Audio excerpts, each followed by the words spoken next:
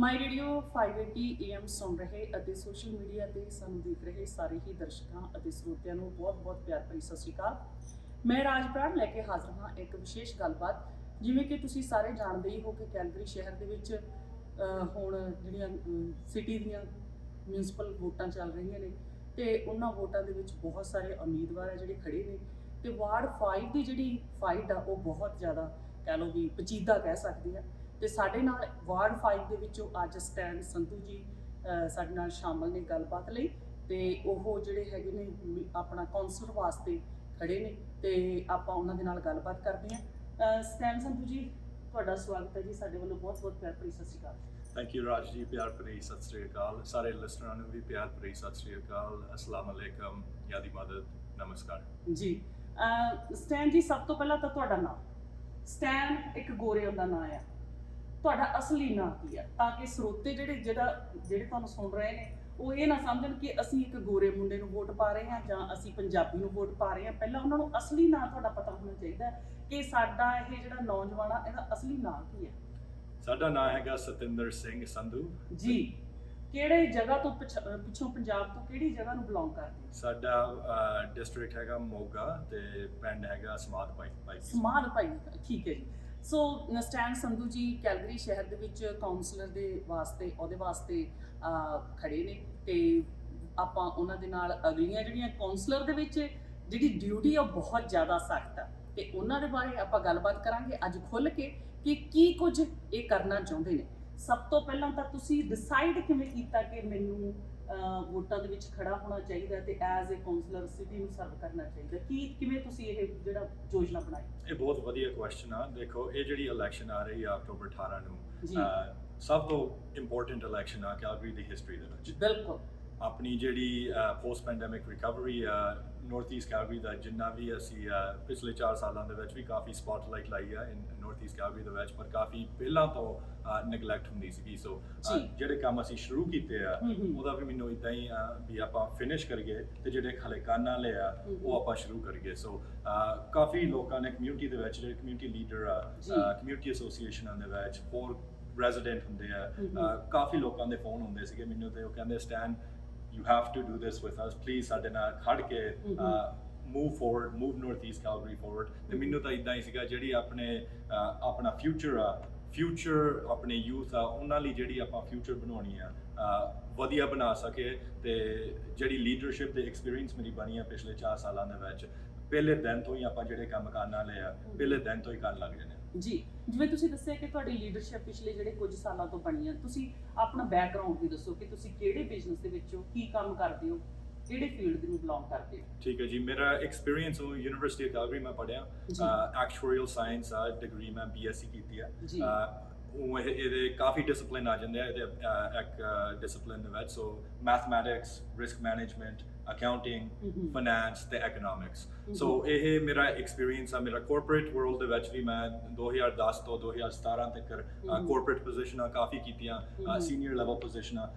ਤੇ 2017 ਦੇ ਵਿੱਚ ਬਹੁਤੇ ਲੋਕਾਂ ਨੂੰ ਪਤਾ ਵੀ ਆ ਪਰ ਮੈਂ ਵਾਰਡ 5 ਦੀ ਆਫਿਸ ਕੰਮ ਵੀ ਕੀਤਾ, ਸਟ੍ਰੈਟੇਜਿਕ ਪਾਲਿਸੀ ਐਡਵਾਈਜ਼ਰ ਰਿਹਾ ਤੇ ਚੀਫ ਆਫ ਸਟਾਫ। ਸੋ ਉਹਦੇ ਵਿੱਚੋਂ ਵੀ ਕਾਫੀ ਐਕਸਪੀਰੀਅੰਸ ਮੇਰਾ ਬਣਿਆ ਬਿਹਾਈਂਡ ਦ ਸੀਨਸ, ਕਿਵੇਂ ਕੰਮ ਕਰਨੇ ਆ, ਕਿਵੇਂ ਚੀਜ਼ਾਂ ਮੂਵ ਕਰਨੀਆਂ, ਜਿਹੜੀ ਪੋਲਿਟਿਕਸ ਵੀ ਆ, ਕਿਵੇਂ ਉਹ how to get things done. ਤੇ ਜਿਹੜੀਆਂ ਰਿਲੇਸ਼ਨਸ਼ਿਪ ਆ ਐਟ ਸਿਟੀ ਹਾਲ ਦੇ ਵਿੱਚ, ਸਾਰੇ ਵੀ ਜਿੰਨੇ ਵੀ ਕਾਉਂਸਲਰ ਆ, ਜੋਤੀ, ਜੈਫ, ਡਰੂ, ਜਾਰਜ ਲਾ ਲਓ, ਮੇਅਰ ਨੈਂਸ਼ੀ, ਸਾਰਿਆਂ ਨਾਲ ਮੇਰੀ ਬਹੁਤ ਹੀ ਵਧੀਆ ਫਰੈਂਡਸ਼ਿਪ ਆ। ਜਿੰਨੇ ਵੀ ਜਨਰਲ ਮੈਨੇਜਰ, ਡਾਇਰੈਕਟਰ ਆ, ਉਹਨਾਂ ਨਾਲ ਵੀ ਮੇਰੀਆਂ ਰਿਲੇਸ਼ਨਸ਼ਿਪ ਆ ਬਹੁਤ ਹੀ ਵਧੀਆ। ਸੋ ਇੱਕ ਪਹਿਲੇ ਦਿਨ ਤੋਂ ਹੀ ਜਿਹੜੇ ਕੰਮ ਆਪਾਂ ਨਾਰਥ ਈਸਟ ਲਈ ਕਰਨੇ ਆ, I'm prepared, I'm experienced to start work on day one। ਜੀ। ਸੋ ਜਿਵੇਂ ਤੁਸੀਂ ਦੱਸਿਆ ਕਿ ਤੁਸੀਂ ਪਹਿਲਾਂ ਵੀ ਤੁਹਾਡਾ ਜਿਹੜਾ ਬੈਕਗ੍ਰਾਉਂਡ ਆ, ਤੁਹਾਡਾ ਐਕਸਪੀਰੀਅੰਸ ਜਾਂ ਤੁਹਾਡਾ ਪਰਸਨਲ ਕੰਮ ਕਰਨ ਦਾ ਤਰੀਕਾ ਜਾਂ ਜਿੱਥੇ ਕੰਮ ਕੀਤਾ ਉਹ ਤੁਹਾਡੀ ਬੈਕਗ੍ਰਾਉਂਡ ਇਸੇ ਫੀਲਡ ਦੇ ਨਾਲ ਅਟੈਚ ਰਹੀ ਤੇ ਤੁਸੀਂ ਐਜ਼ ਤੁਸੀਂ ਕਿਹਾ ਕਿ ਕੈਂਪੇਨ ਦੇ ਵਿੱਚ ਵੀ ਤੁਸੀਂ ਉਹਨਾਂ ਨੂੰ ਵਰਕਰ ਦੇ ਤੌਰ ਤੇ ਮਦਦ ਕਰਦੇ ਰਹੇ ਹੋ। ਤੁਹਾਡਾ ਜਿਹੜਾ ਮੇਨ ਏਜੰਡਾ ਕੀ ਹੈ, ਕੀ ਪਲਾਨਸ ਨੇ ਤੁਹਾਡੀਆਂ ਕੀ ਤੁਸੀਂ ਸੋਚਦੇ ਆ ਕਿ ਜੇ ਤੁਸੀਂ ਕਾਉਂਸਲਰ ਬਣ ਗਏ ਤਾਂ ਤੁਸੀਂ ਨਾਰਥ ਈਸਟ ਵਾਰਡ 5 ਹੈ ਜਿਹੜਾ ਉਹਦੇ ਵਾਸਤੇ ਕੀ ਬੈਟਰ ਕਰ ਸਕਦੇ ਹੋ, ਕੀ ਪਾਲਿਸੀਜ਼ ਕੀ ਨਵੀਆਂ ਤੁਸੀਂ ਲੈ ਕੇ ਆਏ? ਹਾਂਜੀ, ਬਹੁਤ ਵਧੀਆ ਤੁਹਾਡਾ ਸਵਾਲ ਆ। ਸੋ ਜਿਵੇਂ ਮੈਂ ਕਿਹਾ ਕਿ ਪਿਛਲੇ 4 ਸਾਲਾਂ ਦੇ ਵਿੱਚ ਅਸੀਂ ਕਾਫੀ ਚੀਜ਼ਾਂ ਸਟਾਰਟ ਕੀਤੀਆਂ। ਹਾਂਜੀ, ਜਿਹੜੇ ਆਪਣੇ ਜੈਨੇਸਿਸ ਸੈਂਟਰ ਨਵੇਂ ਸੌਕਰ ਫੀਲਡ ਬਣ ਰਹੇ ਆ, $6 million ਦੀ ਇਨਵੈਸਟਮੈਂਟ, ਉਸ ਚੀਜ਼ ਦਾ ਵਾਸ ਮੇਰਾ ਪਹਿਲਾ ਪ੍ਰੋਜੈਕਟ ਉਹ ਸੀਗਾ ਤੇ ਨੋਟਿਸ ਮੋਸ਼ਨ ਲਿਖ ਕੇ ਮੈਂ ਪਾਸ ਕੀਤਾ ਜੀ ਹੋਰ ਕਈ ਚੀਜ਼ਾਂ ਕੋਰਨਰਸਟੋਨ ਦੇ ਵਿੱਚ ਹਾਈ ਸਕੂਲ ਆ ਉਹ ਜਿਹੜੀ ਜ਼ਮੀਨ ਆ ਅਸੀਂ ਪ੍ਰੋਵਿੰਸ ਨੂੰ ਦਿੱਤੀ ਆ ਬਿਕਾਜ਼ ਜਿਹੜਾ ਆਪਣਾ ਨੈਲਸਨ ਮੈਂਡੇਲਾ ਹਾਈ ਸਕੂਲ ਆ ਕਾਫੀ ਓਵਰ ਕੈਪੈਸਿਟੀ ਆ ਹੋਰ ਕਈ ਚੀਜ਼ਾਂ ਫੀਲਡ ਹਾਊਸ ਕੋਰਨਰਸਟੋਨ ਦੇ ਵਿੱਚ ਉਹਦੀ ਵੀ ਫੰਡਿੰਗ ਰੀਸੈਂਟਲੀ ਅਨਾਉਂਸਮੈਂਟ ਉਹਦਾ ਮਿਲਿਆ ਹੋਰ ਕਾਫੀ ਚੀਜ਼ਾਂ ਅਸੀਂ ਸਟਾਰਟ ਕੀਤੀਆਂ ਪਰ ਗਾਲੇ 4 ਸਾਲਾਂ ਦੇ ਵਿੱਚ ਬਹੁਤ ਕੁਝ ਹਲੇ ਕਰਨ ਵਾਲਾ ਹੈਗਾ LRT ਆ ਆਪਣੀ ਜਿਹੜੀ ਐਕਸਟੈਂਸ਼ਨ ਆ ਬਲੂ ਲਾਈਨ ਉਹਦਾ ਵੀ ਆਪਾਂ ਪੂਰਾ ਜ਼ੋਰ ਲਾ ਕੇ ਜਿਹੜੀਆਂ ਆਪਣੀਆਂ ਨਾਰਥਰਨ ਕਮਿਊਨਿਟੀਜ਼ ਆ ਸਕਾਈ ਵਿਊ ਰੈਡਸਟੋਨ ਸਿਟੀਸਕੇਪ ਦੇ ਵਿੱਚ ਵੀ ਜਿਹੜੀ 에ਅਰਪੋਰਟ ਲਾਈਨ ਦਾ ਕਨੈਕਟਰ ਵੀ ਆ ਉਹਦਾ ਵੀ ਆਪਾਂ ਪੂਰਾ ਜ਼ੋਰ ਲਾਉਣਾ ਹੋਰ ਵੀ ਕਈ ਚੀਜ਼ਾਂ ਆਪਣੀ ਪਬਲਿਕ ਸੇਫਟੀ ਦੀਆਂ ਆਪਣੇ ਯੂਥ ਹੈਗੇ ਆ ਕਾਫੀ ਨੈਲਸਨ ਮੈਂਡੇਲਾ ਨਾਰਥ ਈਸਟ ਦੇ ਵਿੱਚ ਕਈ ਵਾਰੀ ਕਾਫੀ ਟਰਬਲਸ ਹੋ ਜਾਂਦੇ ਆ ਦੇ ਗੈਟ ਕਾਟ up in guns and gangs and ਇਹ ਜਿਹੀਆਂ ਚੀਜ਼ਾਂ ਸੋ ਉਹ ਵੀ ਆਪਾਂ ਚਾਹੁੰਦੇ ਆ ਵੀ ਉਹਨਾਂ ਲਈ ਪੋਜ਼ਿਟਿਵ ਆਊਟਲੈਟ ਹੋਵੇ and we're going to provide programs for them ਹੋਰ ਕਈ ਚੀਜ਼ਾਂ ਜਿਵੇਂ ਪਾਰਕਸ ਤੇ ਰੈਕ੍ਰੀਏਸ਼ਨ ਦੀਆਂ ਹੋਰ ਆਪਣੇ ਸੀਨੀਅਰਸ ਦੇ ਕਈ ਇਸ਼ੂ ਆ ਕਾਫੀ ਚੀਜ਼ਾਂ ਆਪਣੀਆਂ ਕਰਨ ਵਾਲੀਆਂ ਇਹ ਨਾਰਥ ਈਸਟ ਕੈਲਗਰੀ ਦੀਆਂ ਪਰ ਹੋਰ ਆਪਣੀ ਸਿਟੀ ਲਈ ਕਾਫੀ ਪ੍ਰੋਬਲਮਾਂ ਆ ਰਹੀਆਂ ਬਿਕਾਜ਼ ਆਪਾਂ ਨੂੰ ਪਤਾ ਹੀ ਆ ਆਇਲ ਐਂਡ ਗੈਸ ਦੇ ਇਸ਼ੂ ਕੀ 2014 ਤੋਂ ਤੇ ਫਿਰ ਆਪਣੀ ਜਿਹੜੀ ਪੈਂਡੈਮਿਕ ਦਾ ਕੀ ਕੁਝ ਹੋਇਆ ਤੇ ਹੁਣ ਜਿਹੜੀਆਂ ਡਿਸੀਜਨਾਂ ਆਪਾਂ ਬਣਾਉਣੀਆਂ ਕਾਫੀ ਇੰਪੋਰਟੈਂਟ ਡਿਸੀਜਨਾਂ ਹੋਣੀਆਂ ਸੋ ਜਿਹੜੇ ਐਕਸਪੀਰੀਅੰਸ ਤੇ ਲੀਡਰਸ਼ਿਪ ਮੈਂ ਪਹਿਲੇ ਦਿਨ ਤੋਂ ਲਿਆਉਣਾ it's going to be needed so ਜਿਹੜੀ ਆਪਣੀ ਡਾਊਨਟਾਊਨ ਆਫਿਸ ਟੈਕਸ ਬੇਸ ਆ 30% ਵੈਕੈਂਸੀ ਆ downtown very very important to find smart people that get it ਪਹਿਲੇ ਦਿਨ ਤੋਂ ਆਪਾਂ ਨੂੰ diversification ਦੀ ਲੋੜ ਆ ਆਪਾਂ ਨੂੰ incentivization ਦੇਣ ਦੀ ਲੋੜ ਆ ਜਿਹੜੀਆਂ ਕੰਪਨੀਆਂ ਵੱਡੀਆਂ from worldwide international multinational ਕੰਪਨੀਆਂ ਉਹਨਾਂ ਨੂੰ incentive ਦੇ ਕੇ we need to bring them to Calgary ਹੋਰ ਆਪਣੀ unemployment ਆਪਣੀ economy jobs ਕਾਫੀ ਕੁਝ ਕਰਨ ਵਾਲਾ ਤਾਂ ਹੀ ਜਿਹੜਾ ਐਕਸਪੀਰੀਅੰਸ ਆਪਾਂ ਪਿਛਲੇ 4 ਸਾਲਾਂ ਦਾ ਕੀਤਾ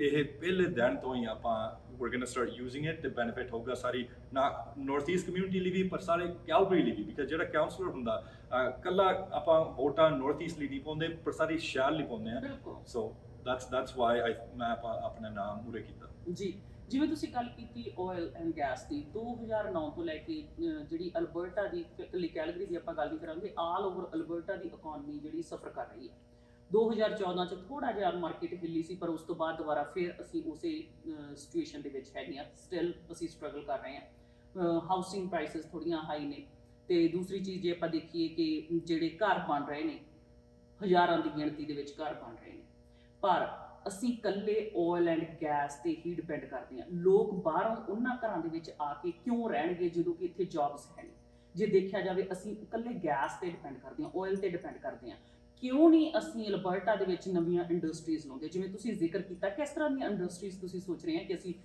ਅਲਬਰਟਾ ਵਾਸਤੇ ਲੈ ਕੇ ਆਵਾਂਗੇ ਆਉਣ ਵਾਲੇ ਸਮੇਂ ਦੇ ਵਿੱਚ ਵੈਰੀ ਗੁੱਡ ਕੁਐਸਚਨ ਪਹਿਲਾਂ ਤਾਂ ਮੈਂ ਟੈਕਨੋਲੋਜੀ ਦੀ ਗੱਲ ਕਰਦਾ ਜਿਹੜੀ ਟੈਕ ਇੰਡਸਟਰੀ ਆ ਹੁਣ ਦੇਖੋ ਵੈਨਕੂਵਰ ਤੇ ਟੋਰਾਂਟੋ ਘਰਾਂ ਦੀਆਂ ਪ੍ਰਾਈਸਾਂ ਕਿੰਨੀਆਂ ਮਹਿੰਗੀਆਂ ਤੇ ਹਾਲੇ ਵੀ ਉਹ ਕੰਪਨੀਆਂ ਉਹ ਸ਼ਹਿਰਾਂ ਨੂੰ ਆਉਂਦੀਆਂ ਸੋ ਪਹਿਲਾਂ ਤਾਂ ਆਪਾਂ ਜਿਹੜਾ ਕੈਲਗਰੀ ਦੀ ਆਪਾਂ ਮਾਰਕੀਟਿੰਗ ਕਰਦੇ ਆ ਇੰਟਰਨੈਸ਼ਨਲ ਲੈਵਲ ਤੇ we need to do a much better job ਆਪਣੇ ਕੋਲੇ ਸਬਸਿਡੀਅਰੀ ਆ ਕੈਲਗਰੀ ਇਕਨੋਮਿਕ ਡਿਵੈਲਪਮੈਂਟ ਉਹਨਾਂ ਦੇ ਥਰੂ ਇੱਕ ਫੰਡ ਆ ਉਹ ਸਿਰਫ ਆਪਰਚੂਨਿਟੀ ਕੈਲਗਰੀ ਇਨਵੈਸਟਮੈਂਟ ਫੰਡ ਉਹਨਾਂ ਕੋਲੇ $100 million ਆ to provide incentive business for business so ਉਹ ਜਿਹੜਾ ਪ੍ਰੋਗਰਾਮ ਆ ਪਰ ਨੀਡਸ ਟੂ ਬੀ ਰੀਲੁਕਡ ਤੇ we need to find better ways of incentivize ਜਿਹੜੀਆਂ ਕੰਪਨੀਆਂ ਹੁੰਦੀਆਂ ਹੋਰ ਵੀ ਕਾਫੀ ਇੰਡਸਟਰੀਆਂ ਦੇ ਵਿੱਚ ਆਪਾਂ ਟਾਰਗੇਟ ਕਰ ਸਕਦੇ ਹਾਂ ਪਰ ਪਹਿਲਾਂ ਤਾਂ ਆਪਾਂ ਜਿਹੜਾ ਆਪਣੀ ਸੋਚ ਆ ਵੀ ਜੀ ਆਇਲ ਐਂਡ ਗੈਸ ਹੀ ਆ ਹੁਣ ਜਿਹੜੀ ਇਹ ਆਪਣੀ ਪੋਸਟ ਪੈਂਡੈਮਿਕ ਰਿਕਵਰੀ ਆ ਆਇਲ ਐਂਡ ਗੈਸ ਜਿਵੇਂ ਤੁਸੀਂ ਵੀ ਕਹਿ ਕੇ ਹਟਿਆ ਆਪਣੀ ਗੱਡੀ ਦੀ ਕਾਰ ਦੀ ਇੰਜਨ ਹੁੰਦੀ ਸੀਗੀ ਪਰ moving forward it's still going to be part of the ਕਾਰ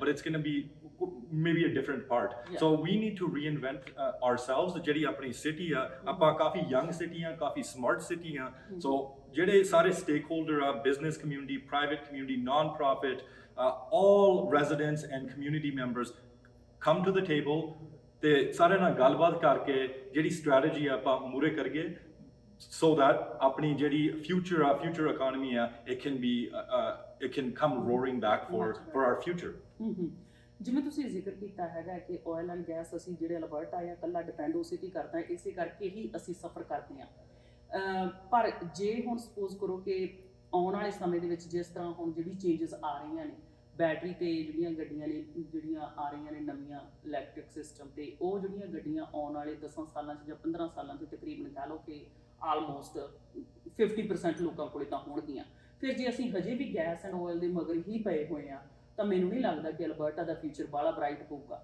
ਤੁਸੀਂ ਉਹਦੇ ਬਾਰੇ ਵੀ ਸਾਨੂੰ ਜ਼ਰੂਰ ਦੱਸੋ ਕਿ ਆਉਣ ਵਾਲੇ ਸਮੇਂ 'ਚ ਜੇ ਆਇਲ ਨਾ ਰਿਹਾ ਤੇ ਕਿੰਨੀਆਂ ਕਿ ਇਕੱਲੀ ਜਿਵੇਂ ਟੈਕਨੋਲੋਜੀ ਦੀ ਤੁਸੀਂ ਗੱਲ ਕੀਤੀ, ਹੋਰ ਵੀ ਮੈਨੂਫੈਕਚਰਿੰਗਸ ਦੇ ਵਿੱਚ ਸਾਨੂੰ ਅਲਬਰਟਾ ਨੂੰ ਕੁਝ ਕਰਨਾ ਚਾਹੀਦਾ, ਉਹਦੇ ਬਾਰੇ ਤੁਹਾਡਾ ਹੈ ਕੋਈ ਵਿਚਾਰ? ਬਿਲਕੁਲ ਜੀ, ਮੈਨੂਫੈਕਚਰਿੰਗ ਦੇ ਵਿੱਚ ਵੀ ਹੋਰ ਵੀ ਗੁੱਡਸ ਮੂਵਮੈਂਟ ਤੇ ਲੌਜਿਸਟਿਕਸ, ਜਿਹੜਾ ਆਪਣਾ ਕੈਲਗਰੀ ਦਾ 에ਅਰਪੋਰਟ ਆ ਸਭ ਤੋਂ one of the biggest cargo airport ਹੈਗਾ। ਸੋ ਗੁੱਡਸ ਮੂਵਮੈਂਟ ਤੇ ਲੌਜਿਸਟਿਕਸ ਆਪਾਂ ਹੱਬ ਬਣਾ ਸਕਦੇ ਹਾਂ ਕੈਲਗਰੀ ਦੇ ਵਿੱਚ, ਵੈਸਟਰਨ ਰੀਜਨ ਦਾ। ਕਾਫੀ ਹੋਰ ਜਿਵੇਂ ਐਮਾਜ਼ਨ ਆ ਰਿਹਾ ਸੀ, ਇੱਕ ਹੋਰ ਆ ਚੁੱਕਾ ਤੇ ਉਹਨਾਂ ਨੇ ਇੱਕ ਹੋਰ ਵੇਅਰਹਾਊਸ ਬਣਾ ਰਹੇ ਆ ਬਹੁਤ ਸਾਰੇ ਦੇ ਵਿੱਚ। ਪਰ ਆਪਾਂ ਕਈ ਵਾਰੀ ਕੈਲਗਰੀ ਦੀ ਸੋਚਦੇ ਆ, ਆਪਾਂ ਗ੍ਰੇਟਰ ਕੈਲਗਰੀ ਦਾ ਸੋਚਣਾ ਚਾਹੀਦਾ ਵੀ ਕਿਵੇਂ ਆਪਾਂ ਗ੍ਰੇਟਰ ਕੈਲਗਰੀ ਏਰੀਆ ਨੂੰ ਗਰੋ ਕਰ ਸਕਦੇ ਆ। ਸੋ ਆਈ ਥਿੰਕ ਜਿਵੇਂ ਮੈਂ ਕਿਹਾ ਸੀਗਾ ਡਿਵਰਸਿਫਿਕੇਸ਼ਨ, ਆਇਲ ਐਂਡ ਗੈਸ ਤਾਂ ਦੇਖੋ, ਜਿਵੇਂ ਇਲੈਕਟ੍ਰਿਕ ਵੀ ਆ, ਆਪਾਂ ਇਲੈਕਟ੍ਰਿਕ ਐਨਰਜੀ ਕੰਪਨੀਆਂ ਨੂੰ ਵੀ ਇਨਸੈਂਟਿਵ ਦੇ ਕੇ we can bring them to Calgary। So we need to, ਜਿਵੇਂ ਆਪਾਂ ਸੋਚਦੇ ਆ ਆਪਣਾ, ਜਿਵੇਂ ਆਪਾਂ ਹੁੰਦੇ ਸੀਗੇ oil and gas, that was our heart, we need to rethink that strategy। and ਜਿਵੇਂ ਮੈਂ ਕਿਹਾ ਸੀਗਾ, it's not one way to move forward। ਆਪਾਂ ਸਾਰੇ ਜਿਹੜੇ ਬਿਜ਼ਨਸ ਲੀਡਰ ਆ, ਸਾਰੇ ਜਿਹੜੇ ਨਾਨ ਪ੍ਰੋਫਿਟ, ਸਾਰੇ ਜਿਹੜੇ like I said community member ਆ, ਸਾਰਿਆਂ ਨੂੰ ਲਿਆ ਕੇ ਟੇਬਲ ਤੇ ਗੱਲਬਾਤ ਕਰਕੇ ਫਿਰ ਹੀ ਆਪਾਂ ਮੂਵ ਹੋਣਾ ਜੀ। ਜੇ ਆਪਾਂ ਵਾਰਡ 5 ਦੀ ਗੱਲ ਕਰੀਏ ਤਾਂ ਜ਼ਿਆਦਾ ਇੱਥੇ ਸਾਡੀ ਪੰਜਾਬੀ ਕਮਿਊਨਿਟੀ ਹੀ ਰਹਿੰਦੀ ਹੈ ਜੀ, ਵਰਕਿੰਗ ਕਲਾਸ ਲੋਕ ਨੇ। ਜਿਵੇਂ LRT ਦੀ ਤੁਸੀਂ ਗੱਲ ਕੀਤੀ ਹੈ ਕਿ ਪਿਛਲੇ ਕੁਝ ਸਾਲਾਂ ਦੇ ਵਿੱਚ ਅਸੀਂ ਵੀ ਕਾਫੀ ਕੰਪਲੇਂਟਸ ਕੀਤੀਆਂ ਸੀਗੀਆਂ ਕਿ ਜੀ ਜਿਹੜੇ LRT ਸਟੇਸ਼ਨ ਨੇ ਬਜ਼ੁਰਗਾਂ ਨੂੰ ਖੜਨਾ ਪੈਂਦਾ, ਕਿਉਂਕਿ ਸਾਰੇ ਬਜ਼ੁਰਗ ਸ਼ਾਮ ਨੂੰ ਕੰਮਾਂ ਤੇ ਜਾਂਦੇ ਨੇ, ਸਾਡੀਆਂ ਬਜ਼ੁਰਗ ਔਰਤਾਂ ਹੁੰਦੀਆਂ, ਠੰਡ ਬਹੁਤ ਹੁੰਦੀ ਹੈ, LRT ਸਟੇਸ਼ਨਸ ਤੇ ਕੋਈ ਹੀਟ ਦਾ ਪ੍ਰਬੰਧ ਨਹੀਂ ਹੁੰਦਾ, ਜੇ ਹੈ ਵੀ ਤਾਂ ਉਹ ਜਿਹੜਾ ਬੂਥ ਆ ਬਹੁਤ ਛੋਟਾ ਬਣਾਇਆ ਜਾਂਦਾ। ਇਹ ਵੀ ਦੇਖਿਆ ਜਾਂਦਾ ਕਿ ਇਸ ਏਰੀਆ ਦੇ ਵਿੱਚ ਕਿੰਨੀ ਪਬਲਿਕ ਹੈ, ਕਿੰਨੇ ਲੋਕਾਂ ਨੇ ਟ੍ਰਾਂਜ਼ਿਟ ਲੈਣੀ ਆ ਜਾਂ LRT ਦੀ ਸਰਵਿਸ ਲੈਣੀ ਆ। ਤੇ ਪਰ ਉਹ ਹੁਣ ਜੇ ਦੇਖਿਆ ਜਾਵੇ ਤਾਂ ਹੁਣ ਕਾਫੀ ਸੁਧਾਰ ਹੋ ਚੁੱਕਾ, ਪਰ ਫਿਰ ਵੀ ਨਾਰਥ ਈਸਟ ਨੂੰ ਕਦੇ ਨਾ ਕਦੇ ਕਿਸੇ ਨਾ ਕਿਸੇ ਪੱਖੋਂ ਨੈਗਲੈਕਟ ਕੀਤਾ ਜਾਂਦਾ, ਭਾਵੇਂ ਉਹ ਸਨੋ ਰਿਮੂਵਿੰਗ ਹੋਵੇ, ਭਾਵੇਂ ਉਹ ਏਰੀਆ ਦੀ ਸਫਾਈ ਹੋਵੇ। ਈਵਨ ਹੁਣ ਜੇ ਵੋਟਸ ਕੇਸ ਦੇਖੀਏ ਤਾਂ ਦੇਖੋ ਹੁਣ ਬਹੁਤ ਸਾਰੇ ਘਰ ਇਹੋ ਜਿਹੇ ਤੁਹਾਨੂੰ ਦੇਖਣ ਨੂੰ ਨਾ ਮਿਲਣਗੇ ਨਾਰਥ ਈਸਟ ਵਿੱਚ ਜਿਨ੍ਹਾਂ ਨੇ ਹੇਲ ਡੈਮੇਜ ਤੋਂ ਬਾਅਦ ਜੇ ਰਿਪੇਅਰ ਵੀ ਨਹੀਂ ਹੋਈ। ਸਾਡਾ ਨਾਰਥ ਈਸਟ ਹੈ ਜਿਹੜਾ ਹਰ ਇੱਕ ਪੱਖ ਤੋਂ ਸਾਨੂੰ ਧੱਕਿਆ ਜਾਂਦਾ, ਉਹਦੇ ਬਾਰੇ ਤੁਸੀਂ ਕੁਝ ਕਹਿਣਾ ਚਾਹੁੰਦੇ ਹੋ? ਬਿਲਕੁਲ ਜੀ, ਪਿਛਲੇ 4 ਸਾਲਾਂ ਦੇ ਵਿੱਚ ਸਾਨੂੰ ਵੀ ਇਦਾਂ ਕਈ ਚੀਜ਼ਾਂ ਦੇ ਵਿੱਚੋਂ ਪਤਾ ਲੱਗਿਆ ਵੀ ਨਾਰਥ ਈਸਟ ਦੀ ਨੈਗਲੈਕਟ ਹੋ ਰਹੀ ਸੀਗੀ।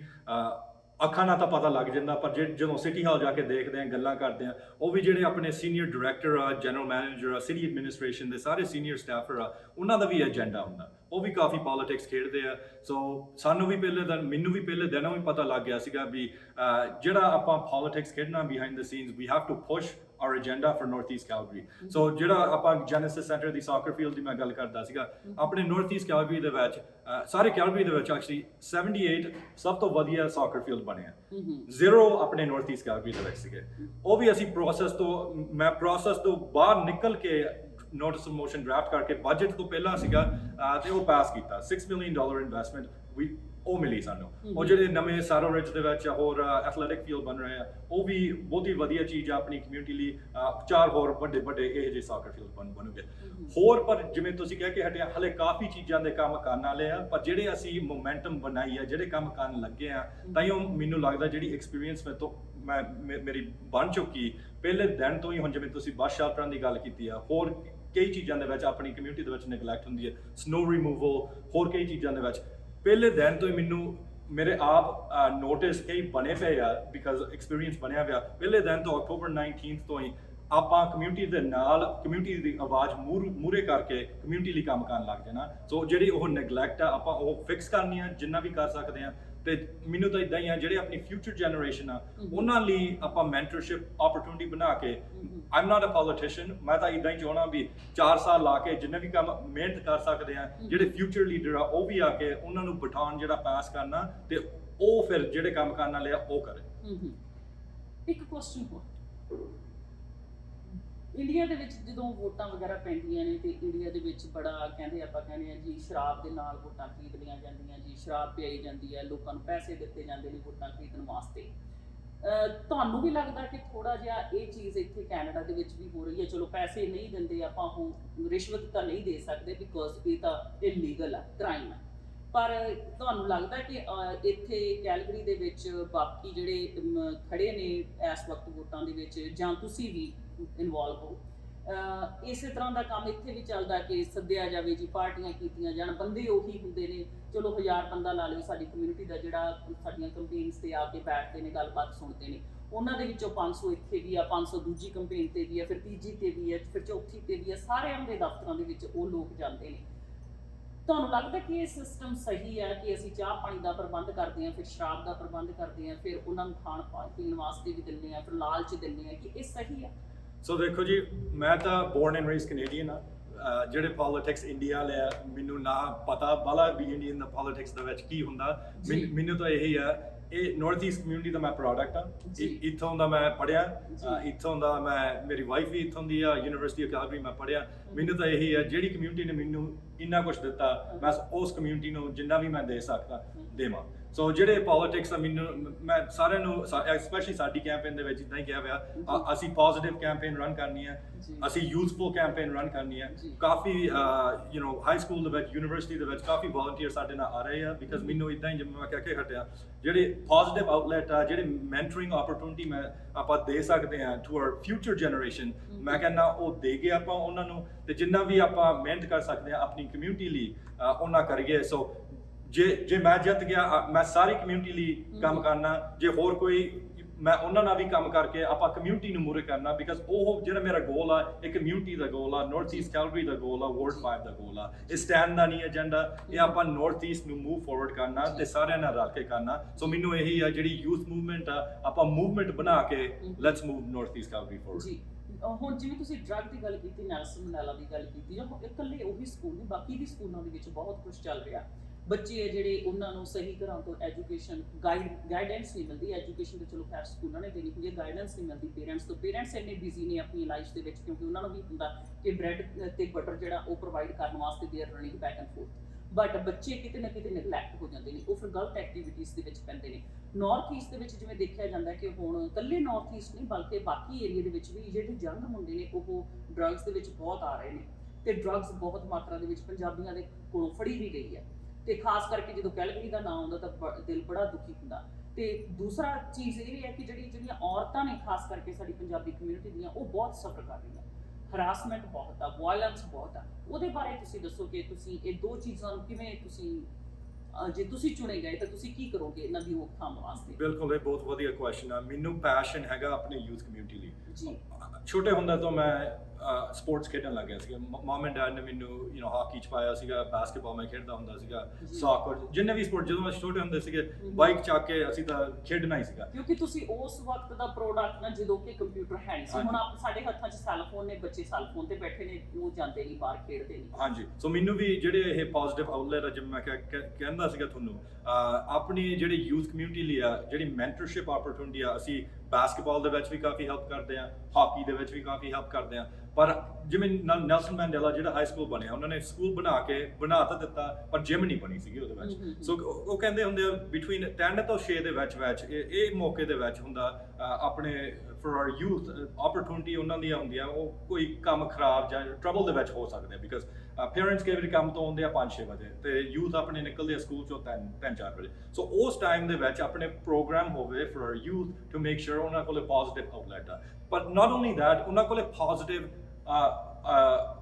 ਮੈਂਟਰ ਵੀ ਹੋਵੇ। ਸੋ ਤਾਈਓ ਮੇਰੇ ਇਹ ਕੈਂਪੇਨ ਦੇ ਵਿੱਚ ਮੈਂ ਚਾਹੁੰਦਾ ਵੀ ਆਪਣੇ ਯੂਥ ਆਵੇ ਇਹਦੇ ਵਿੱਚ ਐਂਡ ਦੇ ਫਾਈਂਡ ਪੋਜ਼ਿਟਿਵ ਆਊਟਲੈਟਸ। ਉਹ ਚਾਹੁੰਦੇ ਆ, ਮੈਂ ਚਾਹੁੰਦਾ ਆ ਵੀ ਉਹ ਦੇਖੇ ਵੀ ਇਦਾਂ ਕੈਂਪੇਨ ਰਨ ਕਰੀਦੀ ਆ, this is how you get involved in politics and this is how you make positive change in our communities. So ਮੈਨੂੰ ਇਦਾਂ ਹੀ ਆ, ਆਪਾਂ ਸਾਰੇ ਰਲ ਕੇ ਜਿੰਨੇ ਵੀ ਰਲ ਸਕਦੇ ਆ, let's make a positive impact for our youth and for our communities so they can be our future leaders moving forward. ਜਿਹੜੇ ਡਰੱਗ ਨੂੰ ਕੰਜ਼ਿਊਮ ਕਰਨ ਵਾਲੇ ਆ ਜਾਂ ਅਲਕੋਹਲ ਨੂੰ ਕੰਜ਼ਿਊਮ ਕਰਦੇ ਨੇ ਲੋਕ, ਜਿਹੜੇ ਐਡਿਕਟ ਹੋ ਚੁੱਕੇ ਨੇ, ਉਹਨਾਂ ਦੀਆਂ ਫੈਮਲੀਜ਼ ਦੇ ਵਾਸਤੇ, ਵੈਸੇ ਤਾਂ ਕੈਲਗਰੀ ਦੇ ਵਿੱਚੋਂ ਕਾਫੀ ਸੰਸਥਾਵਾਂ ਨੇ ਪੈਸੇ ਇਕੱਠੇ ਕੀਤੇ ਨੇ ਕਿ ਅਸੀਂ ਡਰੱਗਸ ਤੇ ਕੰਮ ਕਰਨਾ ਚਾਹੁੰਦੇ ਆ, ਯੂਥ ਲਈ ਕੰਮ ਕਰਨਾ ਚਾਹੁੰਦੇ ਆ, ਫੰਡਸ ਵੀ ਇਕੱਠੇ ਕਰਦੇ ਨੇ, ਪਰ ਉਹਨਾਂ ਫੰਡਸ ਦੇ ਨਾਲ ਹਜੇ ਤੱਕ ਕੋਈ ਇਹੋ ਜਿਹਾ ਸਿੱਟਾ ਨਹੀਂ ਨਿਕਲਿਆ ਕਿ ਕਮਿਊਨਿਟੀ ਨੂੰ ਹੈਲਪ ਹੋਈ ਹੋਵੇ। ਜੀ, ਠੀਕ ਹੈ। ਸੋ ਕੀ ਤੁਹਾਨੂੰ ਲੱਗਦਾ ਕਿ ਆਉਣ ਵਾਲੇ ਸਮੇਂ ਦੇ ਵਿੱਚ ਕੋਈ ਫ੍ਰੀ ਕਾਉਂਸਲਿੰਗ ਉਹਨਾਂ ਪਰਿਵਾਰਾਂ ਵਾਸਤੇ, ਜਿਹੜੇ ਪਰਿਵਾਰ ਇਹੋ ਜਿਹੇ ਸਿਚੁਏਸ਼ਨ ਦੇ ਵਿੱਚੋਂ ਲੰਘ ਰਹੇ ਨੇ, ਜਿਨ੍ਹਾਂ ਨੂੰ ਹੈਲਪ ਦੀ ਲੋੜ ਆ, ਪਰ ਉਹਨਾਂ ਨੂੰ ਇਹ ਵੀ ਨਹੀਂ ਪਤਾ ਜਾਈਏ ਤਾਂ ਜਾਈਏ ਕਿੱਥੇ? ਖਾਸ ਕਰਕੇ ਉਹ ਔਰਤਾਂ, ਜਦੋਂ ਕੋਈ ਘਰ ਦੇ ਵਿੱਚ ਕੋਈ ਇਹੋ ਜਿਹੀ ਪ੍ਰੋਬਲਮ ਆਉਂਦੀ ਹੈ, 911 ਕਾਲ ਕੀਤੀ ਜਾਂਦੀ ਹੈ,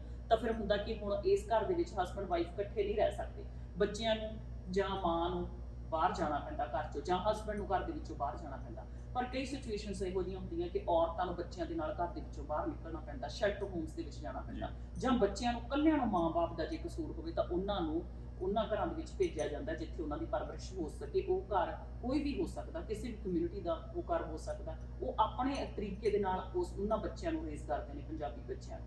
ਹੋ ਸਕਦਾ ਉਹ ਚਾਈਨੀਜ਼ ਕਮਿਊਨਿਟੀ ਦੇ ਵਿੱਚੋਂ ਲੋਕ ਹੋਣ ਜਾਂ ਕ੍ਰਿਸਚੀਅਨ ਕਮਿਊਨਿਟੀ ਦੇ ਵਿੱਚੋਂ ਲੋਕ ਹੋਣ। ਪਰ ਜਦੋਂ ਪੰਜਾਬੀ ਬੱਚੇ ਉਹਨਾਂ ਘਰਾਂ 'ਚ ਜਾਂਦੇ, ਫਿਰ ਉਹਨਾਂ ਦਾ ਜਿਹੜਾ ਫਿਊਚਰ ਆ ਉਹ ਪੰਜਾਬ ਤੋਂ ਟੁੱਟ ਜਾਂਦਾ, ਪੰਜਾਬੀਅਤ ਤੋਂ ਟੁੱਟ ਜਾਂਦਾ। ਸੋ ਉਹਨਾਂ ਵਾਸਤੇ ਇੱਕ ਤੁਸੀਂ ਸੋਚਦੇ ਹੋ ਕਿ ਆਉਣ ਵਾਲੇ ਸਮੇਂ ਦੇ ਵਿੱਚ ਕੋਈ ਇਹੋ ਜਿਹਾ ਤੁਸੀਂ ਪ੍ਰੋਜੈਕਟ ਲਿਆਓਗੇ ਕਿ ਜਿਹੜੇ ਫ੍ਰੀ ਕਾਉਂਸਲਿੰਗ ਪੇਰੈਂਟਸ ਨੂੰ, ਉਹਨਾਂ ਬੱਚਿਆਂ ਨੂੰ, ਜਾਂ ਕੋਈ ਇਹੋ ਜਿਹੀ ਸੰਸਥਾ ਬਣਾਈ ਜਾਵੇ ਜਿੱਥੇ ਕਿ ਪੰਜਾਬੀ ਬੱਚਿਆਂ ਨੂੰ ਸ਼ੈਲਟਰ ਮਿਲ ਸਕੇ, ਜਿਨ੍ਹਾਂ ਨੂੰ ਘਰਾਂ ਤੋਂ ਬਾਹਰ ਕੱਢ ਲਿਆ ਜਾਂਦਾ ਤੇ ਉਹਨਾਂ ਨੂੰ ਫਿਰ ਉਹਨਾਂ ਮਾਹੌਲ ਦੇ ਵਿੱਚ ਨਾ ਭੇਜਿਆ ਜਾਵੇ ਕਿ ਉਹ ਆਪਣੀ ਪੰਜਾਬੀ ਨੂੰ ਜਾਂ ਆਪਣੇ ਪਿਛੋਕੜ ਨੂੰ ਭੁੱਲ ਜਾਣ, ਪੰਜਾਬੀ ਘਰਾਂ ਦੇ ਵਿੱਚ ਜਾਣ। ਕੋਈ ਇਹੋ ਜਿਹੀ ਚੀਜ਼, ਕਿਉਂਕਿ ਇਹ ਚੀਜ਼ ਬਹੁਤ ਦੇਖਣ ਨੂੰ ਮਿਲਦੀ ਹੈ। ਤੇ ਉਹ ਬੱਚੇ ਆ ਜਿਹੜੇ ਉਹ ਦੋਨਾਂ ਕਹਿ ਲਓ ਪਰਿਵਾਰਾਂ ਦੇ ਵਿੱਚੋਂ ਟੁੱਟ ਕੇ ਰਹਿ ਜਾਂਦੇ ਆ, ਮਾਂ-ਬਾਪ ਤੋਂ ਵਿਛੜ ਚੁੱਕੇ ਹੁੰਦੇ ਆ, ਤੇ ਆਉਣ ਵਾਲਾ ਜਿਹੜੀ ਨੈਕਸਟ ਫੈਮਿਲੀ ਆ ਉਹਨਾਂ ਨੂੰ ਉਹ ਜਾਣਦੇ ਨਹੀਂ, ਤੇ ਉਹਨਾਂ ਦਾ ਜਿਹੜਾ ਫਿਊਚਰ ਆ ਉਹ ਖਰਾਬ ਹੁੰਦਾ। ਜੀ, ਇਹ ਬਹੁਤ ਵਧੀਆ ਸਵਾਲ ਆ ਤੁਹਾਡਾ, ਤੇ ਕਾਫੀ ਆਪਣੀ ਕਮਿਊਨਿਟੀ ਦਾ ਕੰਮ ਕਰਨ ਵਾਲਾ ਇਹਦੇ ਵਿੱਚ। ਮੈਂ ਪਿਛਲੇ 2 ਸਾਲਾਂ ਦੇ ਵਿੱਚ ਗੁਰਦੁਆਰਾ ਸਾਹਿਬ ਨਾਲ, ਜਿਹੜਾ ਮਾਰਟਨਡੇਲ ਗੁਰਦੁਆਰਾ ਹੈ, ਉਹਨਾਂ ਨਾਲ ਕਾਫੀ ਕੰਮ ਕਰਕੇ ਸੈਰਰਿਜ ਦੇ ਵਿੱਚ ਉਹਨਾਂ ਨੇ ਸਾਈਟ ਖਰੀਦੀ ਹੈ ਸਿਟੀ ਤੋਂ, ਤੇ ਉਹਨਾਂ ਨੇ ਪ੍ਰੋਜੈਕਟ ਉੱਤੇ ਬਣਾਉਣਾ ਟ੍ਰਾਂਜੀਸ਼ਨਲ ਹਾਊਸਿੰਗ ਸਾਈਟ ਦਾ। ਹਾਂਜੀ, ਅਫੋਰਡੇਬਲ ਹਾਊਸਿੰਗ, ਟ੍ਰਾਂਜੀਸ਼ਨਲ ਹਾਊਸਿੰਗ। ਸੋ ਉਹ ਵੀ ਜਿਵੇਂ ਤੁਸੀਂ ਕਹਿ ਕੇ ਹਟੇ ਆ, ਕੋਈ ਆਪਣੇ ਡੋਮੈਸਟਿਕ ਵਾਇਲੈਂਸ ਹੁੰਦਾ, ਘਰਾਂ ਦੇ ਵਿੱਚ ਕੋਈ ਪ੍ਰੋਬਲਮ ਚੱਲਦੀ ਹੈ, ਜੇ ਕਿਸੇ ਨੂੰ ਵੀ ਲੋੜ ਆ ਹਾਊਸਿੰਗ ਦੀ, ਮੈਨੂੰ ਲੱਗਦਾ 65 ਯੂਨਿਟ ਉਹਨਾਂ ਨੇ ਬਣਾਉਣੇ ਆ, ਤੇ ਉਹ anybody can go there for free. So ਇਹ ਬਹੁਤ ਹੀ ਵਧੀਆ ਪ੍ਰੋਜੈਕਟ ਉਹਨਾਂ ਨੇ ਸ਼ੁਰੂ ਕੀਤਾ। I partner with them shelter home ਵਾਸਤੇ। ਮੇਨ ਫਲੋਰ ਤੇ ਜਿਵੇਂ ਤੁਸੀਂ ਕਹਿ ਕੇ ਹਟੇ ਆ, ਡਾਕਟਰ, ਫਾਰਮੇਸੀ, ਕਾਉਂਸਲਿੰਗ, ਏਜੀਆ ਸਰਵਿਸਾਂ ਹੋ ਗਈਆਂ। ਸੋ ਇਹ ਜਿਹੇ ਪ੍ਰੋਜੈਕਟ ਆਪਾਂ ਨੂੰ ਹੋਰ ਵੀ ਲੋੜ ਹੋਊਗੀ ਇਹ ਜਿਹੀਆਂ ਦੀ, ਪਰ ਅਸੀਂ ਆਲਰੇਡੀ ਸਟਾਰਟ ਕੀਤੇ ਹੋਏ ਆ। ਪਰ ਹੋਰ ਵੀ ਕਾਫੀ ਚੀਜ਼ਾਂ ਦੀ, ਤੇ ਆਪਣੀ ਕਮਿਊਨਿਟੀ ਦੇ ਵਿੱਚ ਹੋਰ ਵੀ ਕਈ ਹੈਗੇ ਆ ਸਰਵਿਸਿੰਗ, PCHS, ਉਹ ਵੀ ਕਾਫੀ ਹੈਲਪ ਕਰਦੇ ਆ ਇਹ ਜਿਹੀਆਂ ਚੀਜ਼ਾਂ ਦੇ ਵਿੱਚ। ਪਰ ਡੈਫੀਨਿਟਲੀ ਆਪਾਂ ਪ੍ਰੋਵਿੰਸ ਦੇ ਨਾਲ, ਫੈਡਰਲ ਗਵਰਨਮੈਂਟ ਦੇ ਨਾਲ ਪੂਰਾ ਪੁਸ਼ ਕਰਕੇ ਜਿਹੜੀਆਂ ਵੀ ਚੀਜ਼ਾਂ ਦੀ ਲੋੜ ਆ ਆਪਾਂ ਕਰਾਂਗੇ। ਐਂਡ ਪਰ ਜੇ ਮੈਂ ਕਹਿ ਕੇ ਹਟਿਆ, ਸ਼ੁਰੂ ਕੀਤਾ ਹੋਇਆ ਇਹੋ ਜਿਹੇ ਪ੍ਰੋਜੈਕਟ। ਜੀ, ਸੋ ਅਖੀਰ ਦੇ ਵਿੱਚ ਸਾਡੇ ਜਿਹੜੇ ਸੁਣਨ ਵਾਲੇ ਨੇ ਜਾਂ ਸਾਡੇ ਸੋਸ਼ਲ ਮੀਡੀਆ ਤੇ ਦੇਖਣ ਵਾਲੇ ਸਰੋਤੇ ਨੇ, ਉਹਨਾਂ ਨੂੰ ਤੁਸੀਂ ਆਪਣੇ ਵੱਲੋਂ ਕੀ ਮੈਸੇਜ ਦੇਣਾ ਚਾਹੁੰਦੇ ਆ? ਕਿਉਂ ਜਿਹੜੇ ਸਾਡੇ ਵਾਰਡ 5 ਦੇ ਜਿਹੜੇ ਵੋਟਰ ਨੇ, ਕਿਉਂ ਤੁਹਾਨੂੰ ਵੋਟ ਕਰਨ? ਮੈਨੂੰ ਇਹੀ ਹੈ ਜੀ, ਜਿਹੜੀ ਆਪਣੀ ਐਕਸਪੀਰੀਅੰਸ ਬਣੀ ਹੈ ਪਿਛਲੇ 4 ਸਾਲਾਂ ਦੇ ਵਿੱਚ, ਇਹ ਸਭ ਤੋਂ ਇੰਪੋਰਟੈਂਟ ਇਲੈਕਸ਼ਨ ਆ। ਤੇ ਪਹਿਲੇ ਦਿਨ ਤੋਂ ਮੈਂ ਤੁਹਾਡੇ ਲਈ ਕੰਮ ਕਰਨ ਲੱਗ ਜਾਣਾ। ਆਪਾਂ ਕਮਿਊਨਿਟੀ ਦੀ ਆਵਾਜ਼ ਮੂੰਹ ਨੂੰ ਕਰਨੀ ਆ, ਤੇ ਨਾਰਥ ਈਸਟ ਕੈਲਗਰੀ ਲਈ ਜਿੰਨੇ ਵੀ ਆਪਾਂ ਕੰਮ ਕਰਨੇ ਆ ਕਰਾਂਗੇ। ਜਿੰਨੀ ਵੀ ਅਸੀਂ ਮੋਮੈਂਟਮ ਆਪਾਂ ਸਟਾਰਟ ਕੀਤੀ ਆ ਉਹ ਮੂਵ ਫਾਰਵਰਡ ਕਰਾਂਗੇ। ਤੇ ਮੈਂ ਇਦਾਂ ਹੀ ਕਹਿਣਾ ਸਾਰਿਆਂ ਨੂੰ, ਪਲੀਜ਼ ਤੁਸੀਂ ਆਪਦੀ ਰਿਸਰਚ ਕਰਕੇ ਪਲੀਜ਼ ਅਕਤੂਬਰ 18 ਨੂੰ ਪਲੀਜ਼ ਵੋਟ ਕਰਿਓ ਜੀ।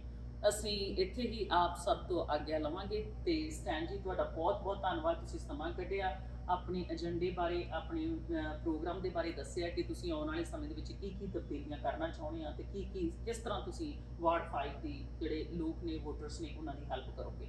ਅਸੀਂ ਤੁਹਾਡਾ ਬਹੁਤ ਬਹੁਤ ਧੰਨਵਾਦ ਕਰਦੇ ਹਾਂ, ਤੁਸੀਂ ਸਮਾਂ ਕੱਢਿਆ, ਸਾਡੇ ਨਾਲ ਗੱਲਬਾਤ ਕੀਤੀ। And I wish you a good luck. ਬਹੁਤ ਬਹੁਤ ਧੰਨਵਾਦ। ਸਤਿ ਸ਼੍ਰੀ ਅਕਾਲ ਜੀ। ਥੈਂਕ ਯੂ ਰਾਜੀ।